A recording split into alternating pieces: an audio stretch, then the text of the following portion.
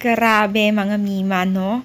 Ganito ka-sweet itong si Joy at Kalingap Dan, no? So, bago natin pagpatuloy natin pag-support today's video, kung bago ka pa lang sa aking channel, please subscribe, like, and pakita rin po natin, guys, ang notification bell upang ma-update po tayo tuwing ako pinag-upload patungkol sa Team Kalingap. And please support po natin ang buong Team Kalingap, lalong-lalo na po kila Kalingap Rab at Kuya Bal. So, kita naman po natin dito sa ating intro at ating mga larawan na kung saan po ay talagang ang sweet talaga ni Kalingap Dan at Joy bilang isang mag-love team. So, as you can see naman, no, talagang napaka-care po ni Kalingap Dan kay Joy, which is talagang maalaga talaga itong si Kalingap Dan sa mga love team niya noon pa man po, no. Itong mga nakaraan love team niya. So, the best talaga.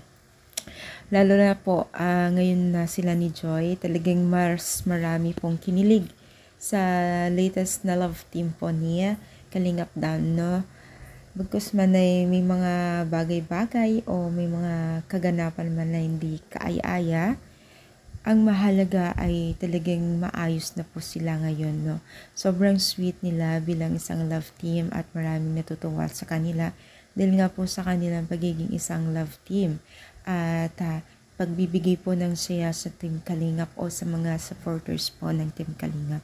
Sana nga tuloy-tuloy ang pagiging isang love team ang dalawang to dahil sobrang dami na po ang mga taga-supporters na rin po nila na sumusunod, nag-aabang. Dahil po dyan ay marami na rin pong nabubuong samahan po ng love team na si Dan Joy, no? So, ano masasabi ninyo? Kinilig ba rin ba kayo? I-comment down, pa-like pa ating video. Thank you and God bless po.